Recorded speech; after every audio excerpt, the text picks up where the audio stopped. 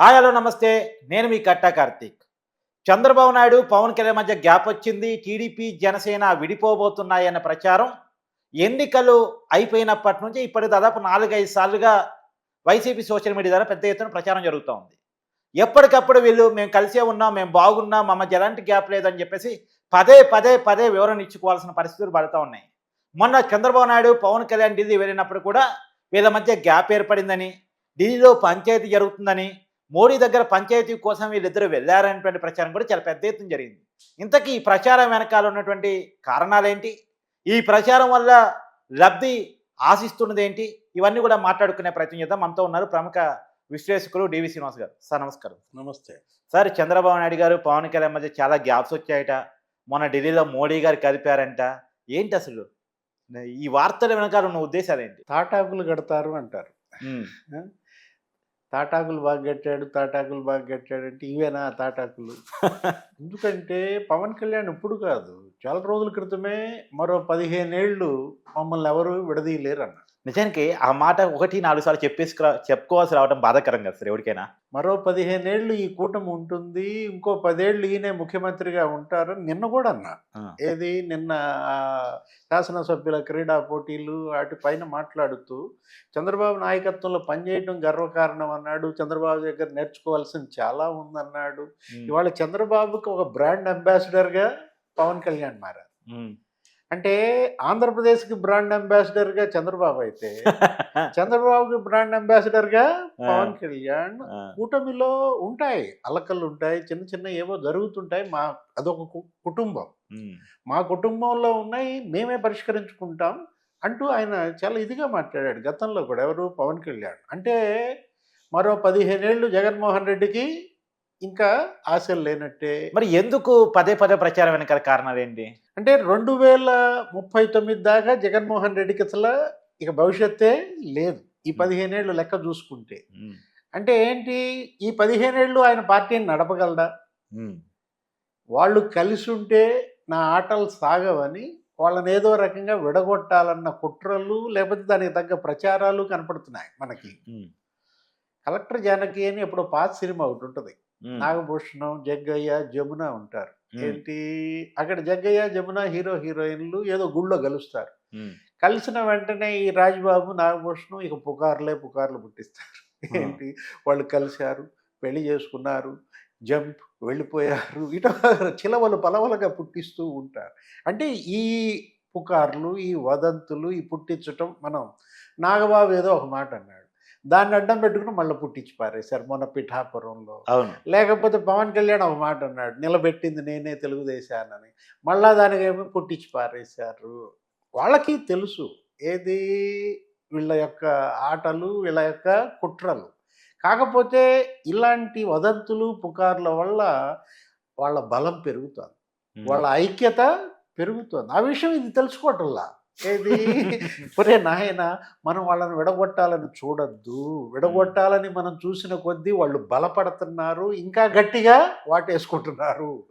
కాబట్టి మనం అసలు విడగొట్టడం, ఆ ప్రయత్నమే మానుకున్నాం అనుకో, వాళ్ళే ఇడిపోతారన్న లాజిక్ ఎందుకని వీళ్ళకి తట్టట్లేదో అర్థం కాదు. ఇప్పుడు మీరు అన్నారు ఏంటి, అక్కడేదో పంచాయతీ, అసలు ఢిల్లీ పంచాయతీ వీళ్ళని పిలిచిందే దానికోసం అన్నారు. ఉమ్. వీళ్ళిద్దరి మధ్య ఏదో వచ్చేసింది అన్నట్టుగా. ఎంత నవ్వొస్తే విషయం అంటే, వాళ్ళు వెళ్ళింది ఏంటి, శివరాజ్ సింగ్ చౌహాన్ ఇంట్లో పెళ్లి. పెద్దగారి కొనుక్కు. అందరూ వెళ్ళారు, ప్రధాని మోడీ వచ్చారు. పనిలో పని చంద్రబాబు ఏది ఎక్కడికి వెళ్ళినా ఒక పని చేసుకురాడు. ఆయన ఒక 100 పనులు చక్కబెట్టుకుంటాడు. పనిలో పని ఢిల్లీ వచ్చాం కాబట్టి ఒకసారి మొత్తం మంత్రులందరినీ చుట్టేశాడు, అందరినీ బిల్ గేట్స్ కూడా కలిశారు. బిల్ గేట్స్ని కలిశాడు. ఇక్కడ ఇష్యూ ఏంటంటే, వాళ్ళేమో అభివృద్ధి లక్ష్యంగా వెళ్తున్నారు, సంక్షేమ పథకాలు వాళ్ళు చాలా హామీలు ఇచ్చారు. ఏది 190 హామీలు, వాటన్నిటిని అమలు చేసుకోవటం మామూలుగా చేయటం లేదు కదా. ఒక యజ్ఞంలాగా వాళ్ళు చేస్తుంటే వీళ్ళేమో ఈ రకంగా ఆ యజ్ఞంలో ఏదో ఒకటి కొంచెం జిమ్ముదామనా, రక్తం పొక్తం. ఇప్పుడు వాళ్ళు కొంతమంది ఎనలిస్టులను కూడా పెట్టిస్తారు, ప్రొఫెసర్స్, మేధావులు అనుకుని సమాజంలో గౌరవప్రదమైన స్థానంలో ఉన్న వాళ్ళతో కూడా మాట్లాడిస్తా ఉన్నారు. మొన్న ఒక ప్రొఫెసర్ మాట్లాడింది చూసా, ప్రొఫెసర్ అనగానే గుర్తొచ్చింది. నిన్న మొన్న చూసా, ఎవరో మిత్రుడు పంపించాడు, తెలుగుదేశం పార్టీ పార్లమెంటరీ పార్టీ నిలువున చీలిపోతుందని. పేరేముంది, ప్రొఫెసర్ నాగేశ్వర్ గారిదే చూశాను.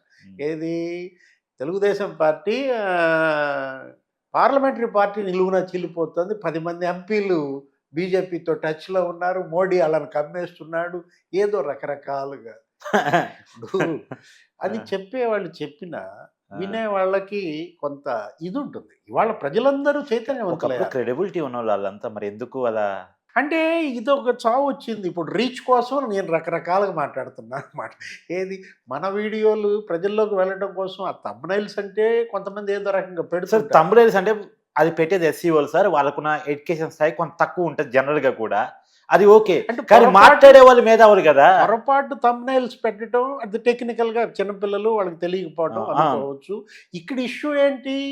నువ్వు ఒక పెద్ద పుడింగ్ అది అది అది అది నేను మాట్లాడేది. అవును. ఇవాళ నీ మాటకి ఇంత క్రెడిబిలిటీ ఉన్నప్పుడు నిన్నందరూ తీసుకుంటున్నప్పుడు మనం ఆచితూచి మాట్లాడాలా నా అవును. ఇది ఉండాలి కదా. ఇప్పుడు మనం కూడా చెప్పొచ్చు వైఎస్ఆర్ కాంగ్రెస్ పార్టీ నిట్టనిలువునా చీలిపోతుంది. నిన్న 7 వచ్చి దొంగ సంతకాలు పెట్టారు. ఆ 7 మరి జగన్మోహన్ రెడ్డికి తెలియకుండానే సంతకాలు పెట్టారా? ఆ 7 వేరే గ్రూప్‌గా ఏర్పడుతున్నారా? అంటే ఏంటి ఇప్పుడు ఎమ్మెల్సీలు ఒక 5, 6 రాజీనామా చేశారు. ఎమ్మెల్సీలు ఇంకో 8 మంది రాజీనామా చేయడానికి సిద్ధంగా ఉన్నారు. వైఎస్ఆర్ కాంగ్రెస్ పార్టీ ఇవాళ లెజిస్లేచర్ పార్టీ అడ్డంగా చీలిపోతుంది. ఎంతమంది సార్ ఎమ్మెల్సీలు మొత్తం ఆ పార్టీకి? 30 మంది ఎమ్మెల్సీల్లో ఉంటే 15 మంది ఇప్పుడు రాజీనామా చేయడానికి సిద్ధంగా ఉన్నారని, ఇక్కడ 11 మందిలో 7 మరెళ్ళి సంతకాలు పెట్టేసి ఆల్రెడీ కొంతమంది ఫోటోలు దిగారు. వీటన్నిటికీ కొన్ని సాక్ష్యాలున్నాయి. ఇప్పుడు ఈ మాటలకి కొంత ఆధారాలున్నాయి. ఏది 5 రాజీనామా చేసిన మాట వాస్తవం. రాజశేఖర్ నిన్న మాట్లాడిన మాట వాస్తవం. 8 తోట మంది త్రిమూర్తులు పవన్ కళ్యాణ్ కలిసిన మాట వాస్తవం. బొత్స సత్యనారాయణ పవన్ కళ్యాణ్‌కి గెలిచారు. అవును. అది వాస్తవం. ఒకసారి కాదు 2, 3 సార్లు గెలిచారు. అవును. అదేమని అడిగితే ఏమన్నారు?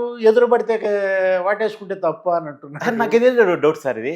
బాలశౌరి రేవంత్ రెడ్డి అదే ఆయన డైరెక్ట్ టీడీపీలో లేడు. ఇప్పుడు కాంగ్రెస్‌లో ఉన్న రేవంత్ రెడ్డి ముఖ్యమంత్రి అయితే అభినందిస్తే తప్పొచ్చింది. ఎంపీ టికెట్ ఇవ్వను పో అన్నాడు. మరి బొత్స ఇన్నిసార్లు పవన్ కళ్యాణ్ కలిశాడు కదా! మరి బొత్స మీద చర్యలు ఎక్కడ? అంటే బొత్సకు ఒక న్యాయం, బాలశౌరికి ఒక న్యాయమా? ఆ! అంటే ఇవాళ బొత్స ఏంటి బాగా బరువనా? బాలశౌరి వెయిట్ తగ్గిందనా? ఇక్కడ జగన్మోహన్ రెడ్డి అవమానాల భారంతో మారుతున్నారు. మర్రి రాజశేఖర్ కూడా ఏమన్నారు?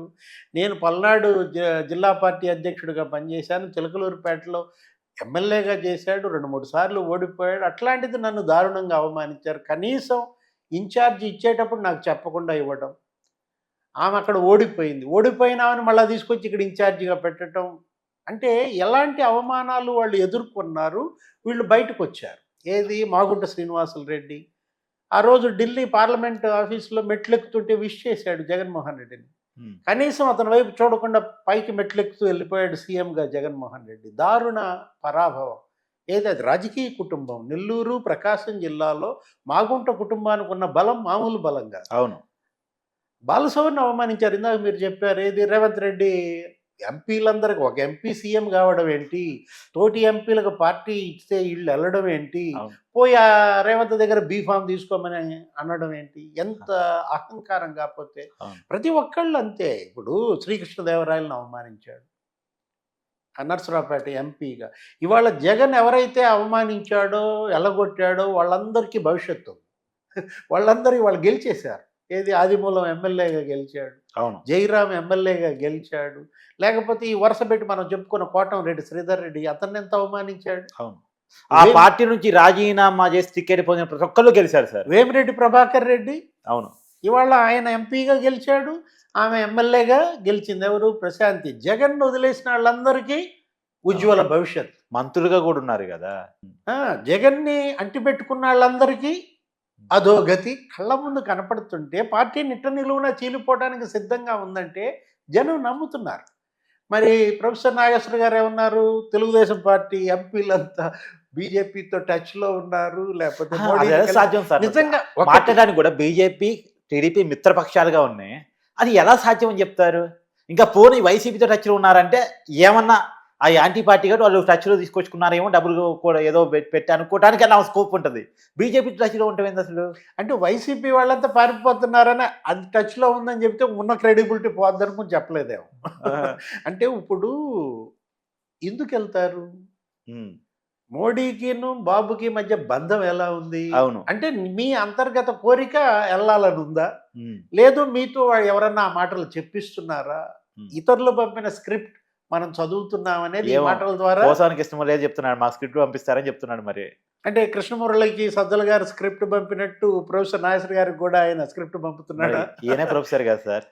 10 మంది ఎంపీలు బీజేపీకి వెళ్ళిపోతున్నారని చెబితే ఇంకా అంతకన్నా అబ్సర్డ్ ఫులిష్నెస్ ఇంకేముంటుంది? కరెక్టే. ఇప్పుడు ఎందుకు వెళ్తారు? చంద్రబాబు వాళ్ళని అవమానించాడనా? వాళ్ళని ఏమన్నా తీవ్రంగా అంటే విమర్శించాడనా? ఇది మిత్రుల మధ్య ఇంతకుముందు నేను స్టార్ట్ చేసినటువంటి పవన్ కళ్యాణ్ చంద్రబాబు గ్యాప్ అనే పదాలు కావచ్చు, లేదు బీజేపీ టీడీపీని చీల్చడానికి ప్రయత్నం చేస్తున్న వార్త ద్వారా బీజేపీ టీడీపీ మధ్య చీలిక తీసుకొచ్చే ప్రయత్నం కావచ్చు, ఇవన్నీ ఈ కూటమిలో చీలికల కోసం చేస్తున్న ప్రయత్నాలా? అంటే ఇతరులను మనం చీల్చాలని చూస్తే మనం చీలిపోతాం. కుట్రలు చేసేవాడు ఆ కుట్రలకే బలవుతారు. మొన్న కూడా చంద్రబాబు ఎవరు మాట్లాడుతూ రక్తపాతానికి కారణమైనాడు ఎప్పుడైనా పోస్ట్ మార్టం టేబుల్ ఎక్కక తప్పదన్నాడు. అంటే ఫ్యాక్షనిస్టులను ఉద్దేశించి ఆయన అన్న మాటలు. ఇవాళ చీలిక అనేది ఎప్పుడు వస్తుంది? అసంతృప్తి నుంచి వస్తుంది. గతంలో పార్టీలు ఎందుకు చీలాయి? అక్కడ ఉన్న అధిష్టానం మీద అసంతృప్తి, అవమానాలు, ఇట్లా ఏది జగన్మోహన్ రెడ్డి ఈ విధంగా అనేక రకాల అవమానాలకు గురి చేస్తే మరి రాజశేఖర్, మరి కోటంరెడ్డి శ్రీధర్ రెడ్డి వీళ్ళందరూ ఏం చేశారు? వేమిరెడ్డి, మాగుంట వెళ్ళిపోతున్న పరిస్థితుల్లో ఇవాళ మనం మాట్లాడే మాట, మనం రాసే రాత దానికి ఒక క్రెడిబిలిటీ ఉంటుందన్నమాట.